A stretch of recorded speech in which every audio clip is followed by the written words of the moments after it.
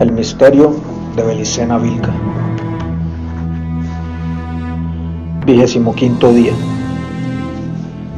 Los inmortales expusieron la situación actual al cisterciense, al templario y a los rabinos.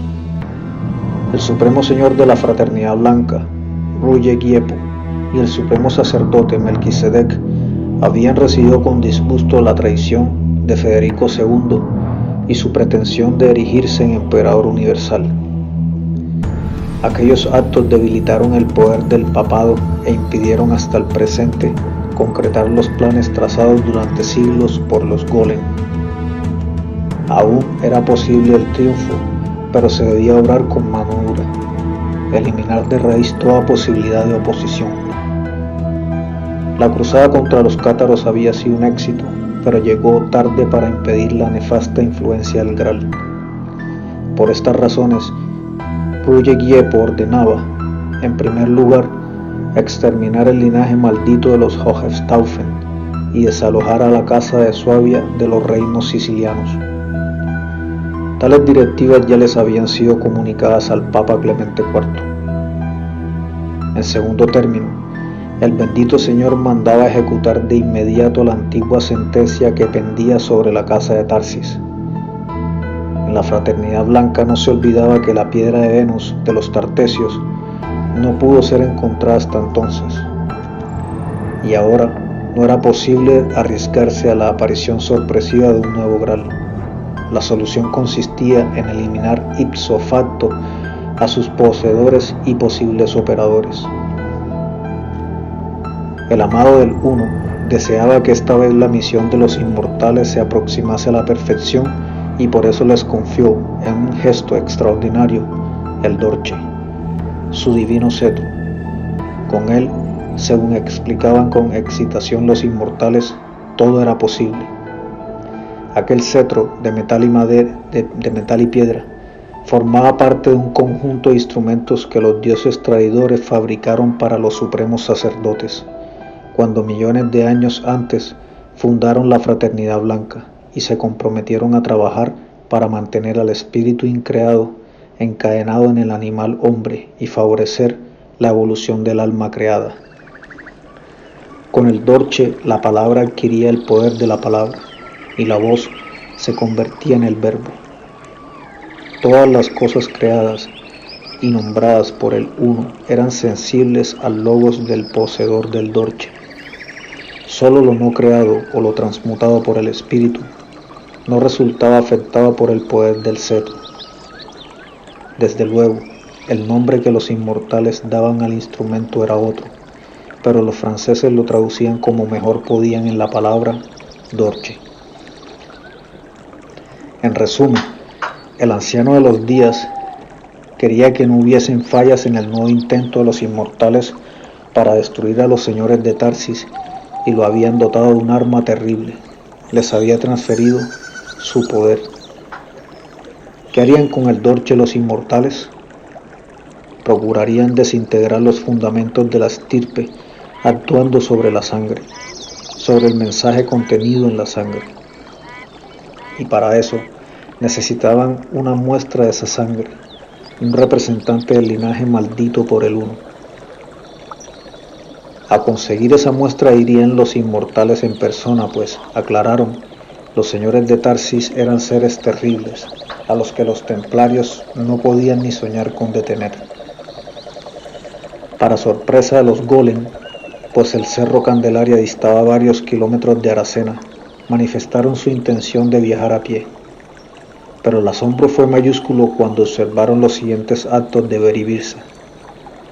Se pararon uno frente al otro, separados por la distancia de 5 o 6 pasos, y se miraron fijamente a los ojos sin pestañear. Entonces comenzaron a pronunciar en contrapunto una serie de palabras en lengua desconocida, a las que imprimían particular cadencia rítmica. Un momento después, ambos daban un prodigioso salto que los elevaba por arriba de las murallas del castillo. Se hallaban entonces en el patio de armas y, al salir disparados, ganaron una altura mayor que los muros y se perdieron en la noche. Los golems corrieron por las escaleras hasta las almenas y aguzaron la vista en dirección del horizonte, y observaron bajo la luz de la luna, a una enorme distancia, dos puntitos que se alejaban a grandes saltos. Eran Vera y Birsa avanzando hacia la capilla del Cerro Candelaria. A partir de la llegada de Vera y Birsa, los hechos se sucedieron de manera vertiginosa, dejando prácticamente sin capacidad de reacción a los señores de Tarsis. Solo 15 días tuvieron que aguardar los inmortales en las inmediaciones de la capilla del Cerro Candelaria. Al cabo de ese tiempo, Godo de Tarsis, que inexplicablemente no había notado la presencia de sus enemigos, se encontraba frente a ellos. Al comprobar que a pocos pasos de él se hallaban aquellos dos personajes vestidos con hábitos de monje cirtesiense, un impulso instintivo lo llevó a empuñar su espada. Pero nada más que ese gesto pudo realizar. Con gran rapidez, Vera levantó el dorche, pronunció una palabra y un rayo color naranja golpeó en el pecho del joven Noyo, arrojándolo a varios metros de distancia. Los inmortales tomaron entonces por los codos el desmayado cuerpo de Godo de Tarsis y luego de repetir la serie de palabras en contrapunto, mientras se miraban fijamente a los ojos, abandonaron el lugar realizando aquellos grandes saltos que les permitieron atravesar los kilómetros en cuestión de minutos. Vera y Birsa iban a perder algún tiempo tratando de obtener la confesión de Godo sobre la clave de la entrada secreta. Con ese propósito no lo asesinaron de inmediato y se dedicaron a intentar lo que ya habían ensayado otras veces sin éxito. Pero esta vez, con más calma, se concentraron en su estructura psíquica, tratando de leer en alguna memoria el registro sobre el modo de entrar y salir de la caverna secreta. Sin embargo, todo fue inútil nuevamente. Ni la clave parecía estar registrada en su mente, ni las más refinadas torturas conseguían que el Noyo soltase la lengua. A todo eso, los señores de Tarsis recibían el triste anuncio de la desaparición de Godo. Apenas transcurridas 12 horas desde que salió de la caverna, el Noyo, Noso, comprendió que Godo ya no regresaría y decidió dar aviso al conde de Tarsebal. Se despidió entonces de la gralla, descendió al Cerro Candelaria y se dirigió hacia la orilla del Odiel, donde los señores de Tarsis mantenían un pequeño bote para casos semejantes. Una hora después saltaba a tierra a 2 kilómetros de la residencia señorial. Así se enteró el conde de Tarsebal que su hijo Godo había sido secuestrado por los golems. Si algún día decide visitar Huelva, apreciado doctor Ciennaguel, seguramente querrá conocer la Caverna de las Maravillas y las ruinas del Castillo Templario, en Aracena. Para ello, tomará la carretera que pasa por Valverde del Camino, muy cerca del emplazamiento antiguo de la casa de Tarsis, y llega hasta Zalamea la Real. Allí es necesario bifurcarse por una carretera secundaria que va subiendo hasta las minas del río Tinto, que fueron explotadas en tiempos remotos por los íberos, y 20 kilómetros después llega hasta Aracena. Desde luego, no hay ninguna razón turística que justifique el tomar por otro camino, a menos que se desee viajar por mejores carreteras y se continúe en Zalamea la Real hacia Jabugo, donde aquella se empalma con la amplia ruta que va desde Lisboa a Sevilla y sigue el antiguo trazado romano por el que llegaron Vera y Birsa. Pero si ese no es el motivo y desea uno meterse en complicaciones innecesarias, entonces puede ir por este último camino y prepararse para tomar una pequeña calzada de tierra, cuyo desvío se encuentra a unos 2 kilómetros después del puente sobre el río Diel. Allí es preciso conducir con cautela, pues el sendero está habitualmente descuidado, cuando no completamente intransitable. Se suceden un par de aldeas de nombre incierto y algunas granjas poco prósperas, habitadas por gente hostil a los extranjeros. Si a alguien se le ocurre internarse por aquellos parajes, deberá ir dispuesto a todo, pues ninguna ayuda podría esperar de sus pobladores. Parece mentira, pero 700 años después aún perdura el temor por lo sucedido en los momentos que estoy refiriendo. No es exageración.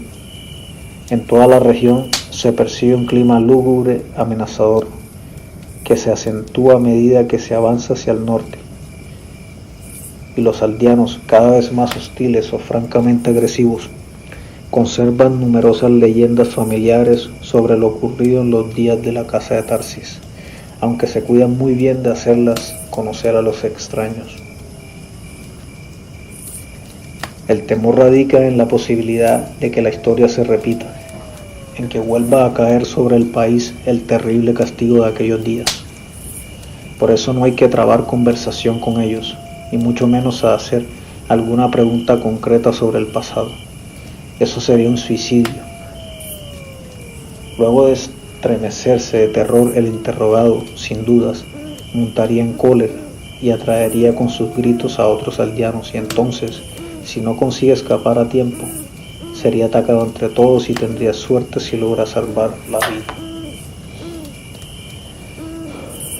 Después de recorrer unos 18 kilómetros muy cerca ya de Aracena, se arriba un diminuto valle elevado, situado en el corazón de la cadena de Aracena. Existe allí una aldea a la que hay que atravesar muy rápido para evitar las pedradas de los niños o algo peor. Es un pueblo del siglo XV y no parece haber evolucionado mucho desde entonces. La mayoría de las casas son de piedra, con las aberturas enmascaradas en madera trabajada a hacha y tejados de pizarra desparejada. Y muchas de tales viviendas se encuentran deshabitadas, algunas totalmente destruidas, mostrando que una creciente decadencia y despoblación afecta a la aldea, y que solo la tenacidad de las familias más antiguas ha impedido su extinción. Su nombre, Alquitrán, le fue impuesto en aquella época y constituye una especie de maldición para los pobladores que no consiguieron jamás sustituirlo por otro debido a la persistencia que tiene entre los habitantes de las aldeas vecinas. El origen del nombre está 2 kilómetros más adelante, casi al terminar el valle, donde un descolorido cartel expresa en latín el castellano Campus Pix Piscis, Campos de la Pez. Lógicamente es inútil buscar la pez allí, por tal denominación procede del siglo XIII, cuando si hubo mucha pez en ese campo, o por lo menos algo que se le parecía, de ahí el nombre del cercano poblado de mineros, quienes al fundarlo en el siglo XV tuvieron que soportar el tenebroso nombre que le impusieron sus vecinos y acabaron por aceptarlo con resignación. Mas, ¿de dónde había salido la pez que caracterizó aquel valle perdido entre montañas desiertas? Esa pez, ese alquitrán, doctor Cienaguel, es todo lo que quedó del ejército que el conde Tarceval levantó para atacar el castillo de Aracena y rescatar a su hijo Godo. En aquel valle, en efecto, el conde Odielón acampó con sus tropas que ascendían a más de 1000 efectivos, 50 caballeros, 500 aguerridos almogávares y 500 hombres de la villa, más que suficiente para atacar y arrasar al castillo templario, que solo contaba con una guarnición de 200 caballeros. Aunque los templarios tenían fama de luchar 3-1, nada podrían con fuerza que los quintuplicaban. Todo lo que se requería para acabar con la amenaza templaria y rescatar a Godo, si aún estaba con vida, era evitar que el castillo recibiese esfuerzo, y para eso sería fundamental dominar el factor sorpresa.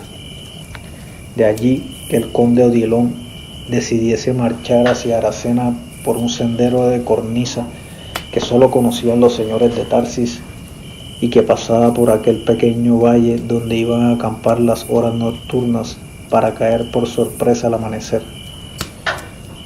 Pero el amanecer nunca llegaría para aquellos señores de Tarsis. Serían las 11 de la noche cuando Ver y Birsa se aprestaron a consumar el ritual satánico. El noyo yacía junto a la orilla del lago subterráneo con vida aún, pero esvaeciendo a causa de la tortura recibida y de las múltiples mutilaciones sufridas. A esa altura había perdido las uñas de manos y pies, los ojos, las orejas y la nariz, y como de último acto de sadismo y crueldad, acababan de cortarle la lengua en premio a su fidelidad a la casa de Tarsis y a los atlantes blancos. Curiosamente no le aplicaron tormento en los órganos genitales, quizás debido a la devoción que aquellos sacerdotes sodomitas profesaban por el falo. Pese a que las 49 velas de los 7 candelabros iluminaban bastante la cueva de Odiel, el aspecto de los 6 personajes que se hallaban presentes era sombrío y siniestro. El abad de Claraval, el gran maestre del temple, y los 2 preceptores templarios estaban envueltos en un aire taciturno y fúnebre. Su inmovilidad era tan absoluta que hubiesen pasado por estatuas de piedra, si no fuese porque el brillo maligno de sus ojos delataba la vida latente. Pero quienes realmente infundirían terror en cualquier persona no avisada que tuviese la oportunidad de presenciar la escena eran los inmortales Vera y Birsa. Estaban vestidos con unas túnicas de lino, ahora espantosamente manchadas por la sangre del Noyo, y tenían puesto pectorales de oro tachonados, con 12 hileras de piedras de diferente clase. Pero lo que impresionaría al testigo no sería la vestimenta, sino la fiereza de sus rostros, el odio que brotaba de ellos y se difundía en su torno como una radiación mortífera. Pero no vaya a creerse que el odio crispaba o contraía el rostro de los inmortales. Por el contrario, el odio era natural en ellos. No se distinguiría en las caras de Vera y Birsa ni un gesto que indicase por sí solo el odio atroz e inextinguible que experimentaban hacia el espíritu increado y hacia todo aquello que se opusiera a los planes del Uno, pues los suyos eran íntegros, completos en su expresión, los rostros del odio. Un odio que ahora cobraría sus víctimas sacrificiales, la ofrenda que Jehová Satanás reclamaba.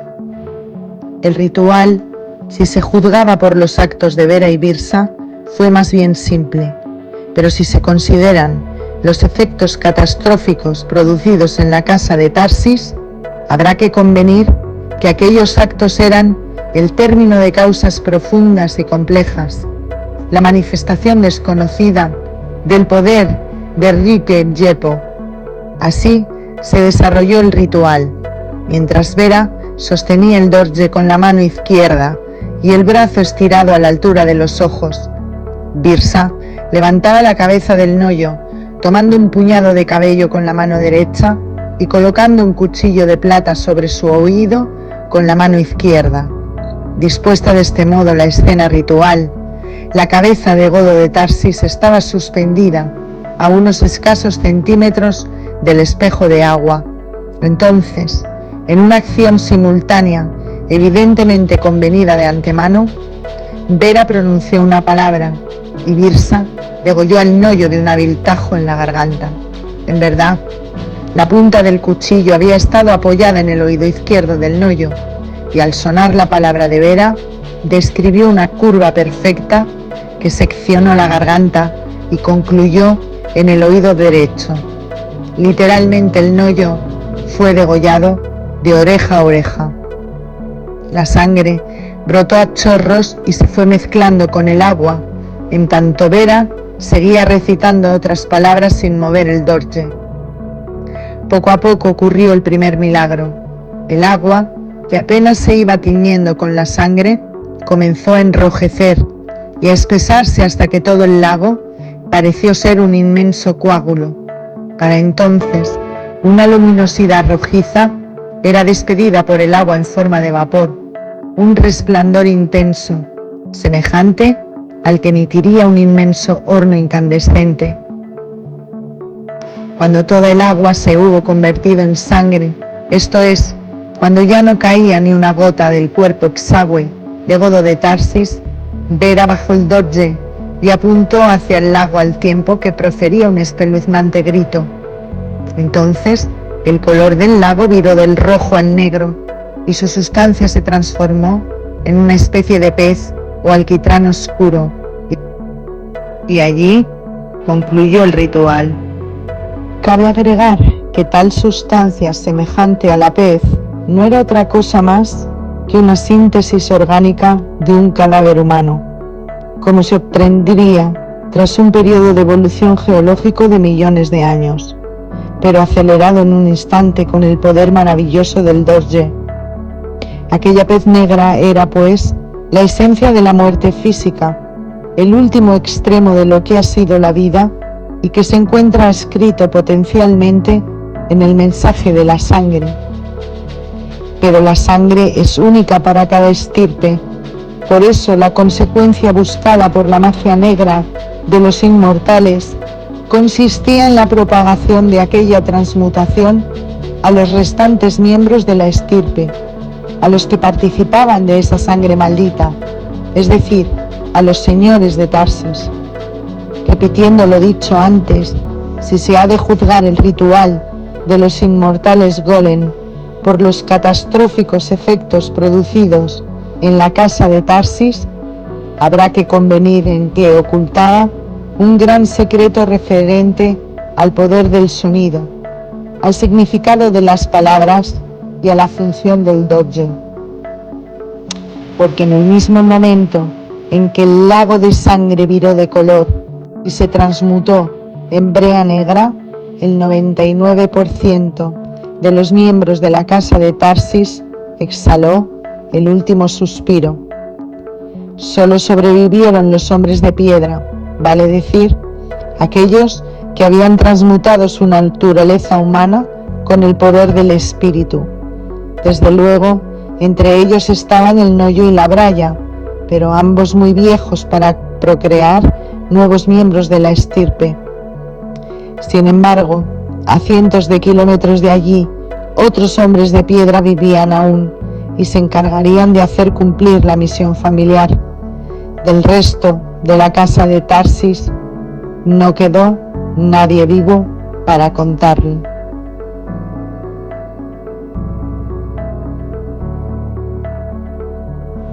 Los centinelas almogávares que custodiaban el vivaque del conde de Tarsebal comenzaron a inquietarse apenas percibieron el zumbido.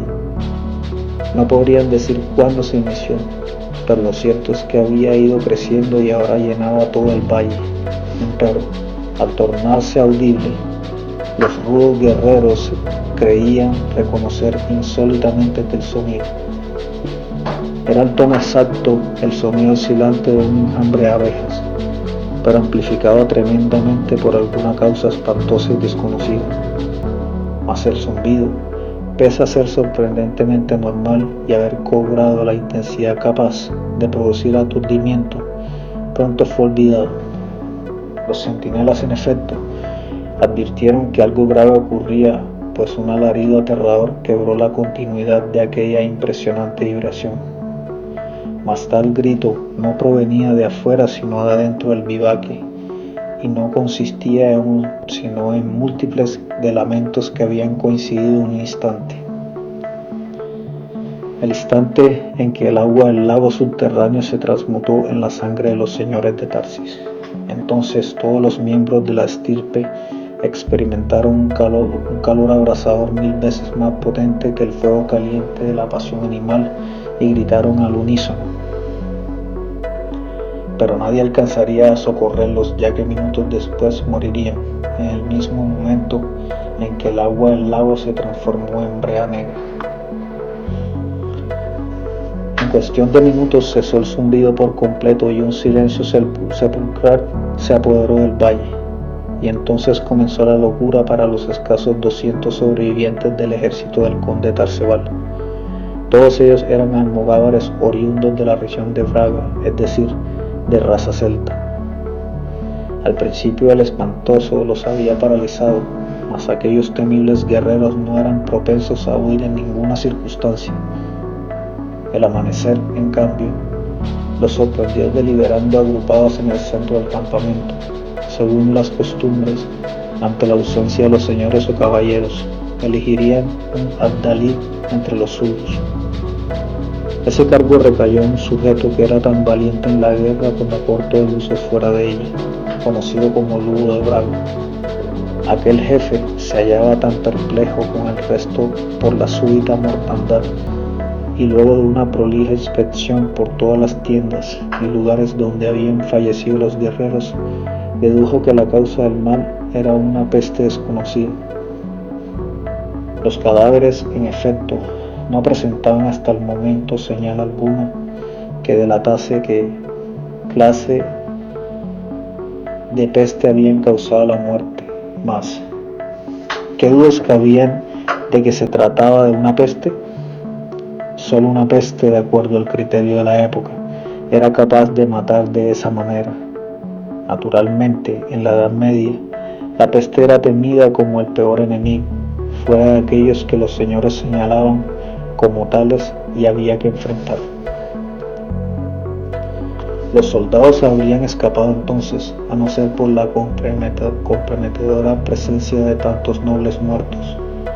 No podían abandonar impunemente al conde de Tarsebal, porque serían perseguidos por toda España, pero tampoco se podían transportar en cadáver contaminado de peste. Lo correcto, explicó Lugo, era vencer el miedo y dar cristiana sepultura a los muertos. Así, dominando el temor al contagio que los embargaba, los bravos almogávares fueron alineando los 850 cadáveres que iban a descender al sepulcro. Planeaban excavar 3 tipos de tumba: una fosa común para los almogávares, otra igual para los villanos y tumbas individuales para los caballeros. Se encontraban entregados a esa tarea y a confeccionar las cruces y a empacar lo que convenía regresar al cuartel, cuando alguien descubrió la licuefacción de los cadáveres y lanzó el primer grito de terror: Pigs pieces, es decir, la pez. En contados segundos corrieron todos junto a los cadáveres y comprobaron que un increíble proceso de desintegración orgánica los estaba reduciendo a un líquido negro y viscoso, semejante al betún, pero del que se desprendía un jugo más liviano, indudablemente parecido a la lejía negra. De allí la ligera identificación con la pez, hecha por un obnubilado almogávar. Pero un proceso tan brusco de descomposición de un cadáver era mucho más de lo que podían soportar aquellas mentes supersticiosas sin relacionarlo con la brujería y la magia negra. Por eso, al correr todos, esta vez muy aprisa, hacia las monturas, muchos que habían caído presa del pánico exclamaban: Brutia, es decir, Brea, y otros Lixivia, o sea, Leji, y los menos, Pigs pieces, la pez. Al llegar a la villa de Turbes, Lugo de Braga se halló con el asombroso espectáculo de que la pestilencia se la habían adelantado, pero allí los estragos de la plaga eran tremendos. De los 3.500 pobladores de la villa, 500 murieron en el valle, junto al conde de Tarsebal, y de los 3.000 restantes, solo quedaban vivos 500, todos procedentes de regiones y razas diferentes de los íberos portesios. Lo ocurrido había sido análogo a lo sucedido en el campo del conde. Primero el zumbido, luego el grito dado al unísono por todas las víctimas y por último la horrible muerte simultánea.